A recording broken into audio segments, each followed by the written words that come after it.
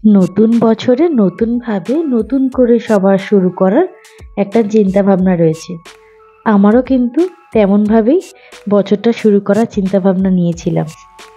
তবে যেরকমভাবে মানুষ চিন্তা করে সবসময় কিন্তু সেটা হয়ে ওঠে না। যাই হোক, এই কেকটার ডেকোরেশনটা আমি করেছিলাম আগের বছর।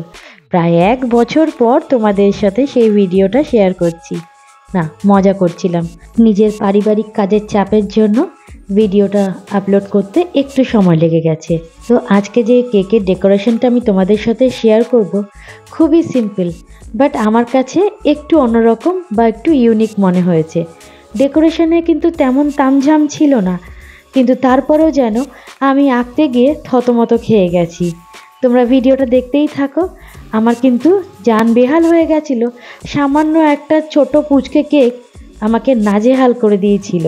এই কেকের অর্ডারটা চকলেট ফ্লেভারের ছিল, আর উপরের ডেকোরেশনটা সেটা তোমরা আস্তে আস্তে দেখতেই পারবে। যে কেকের অর্ডারটা করেছিল আমার রিপিট কাস্টমার। আমি এই ভিডিওটা শর্টে ছাড়তেই পারতাম, কিন্তু তার ব্যাপারে কিছুই বলা হয়ে ওঠে না। যে কাস্টমারটা আমাকে অর্ডার করেছে, কাস্টমার বললে ভুল হবে, বলতে পারো আমার খুব কাছের একজন মানুষ, আমার বোনের মতো। সেই বোনটার নিজস্ব একটা চ্যানেল রয়েছে প্রিয়াঙ্কার সাথে। তো তোমরা ফেসবুকে প্রিয়াঙ্কার সাথে বলে সার্চ করো আর তার চ্যানেলটাকে ফলো করো। একই নামে ইউটিউবেও রয়েছে, সেখানে গিয়ে তার চ্যানেলটাকে সাবস্ক্রাইব করো। তোমরা ভিডিওগুলো দেখো, তারপরে তোমাদের ভালো লাগলে লাইক কমেন্ট এগুলো করে দিও। তার একটা ছোট্ট পুচকু রয়েছে, সেই পুচকুকে নিয়েই তার ভিডিওগুলো। প্রিয়াঙ্কা তার ভাইয়ের বার্থডের জন্য আমার কাছে কেকটার অর্ডার করে বেশ সপ্তাহখানিক আগে। আমি ওকে বলেছিলাম যে না, কোনো অসুবিধা নেই, আমি করে দেবো। বাট যখন আমি ড্র করছি তখন বুঝতে পারলাম কেকটা ছোট্ট সিম্পল, বাট ড্র করতে গিয়ে আমার তো জান বেহাল হয়ে গেছিলো। একবার এঁকেছি, মনে সন্তুষ্টি হয়নি, আবার পুছে দিলাম।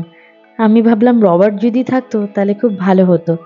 সাদা কেকের ওপর বারবার যদি এরকমভাবে আমি ড্র করি আর পুছি, তাহলে তো সেটা কেমন একটা দেখতেই লাগে।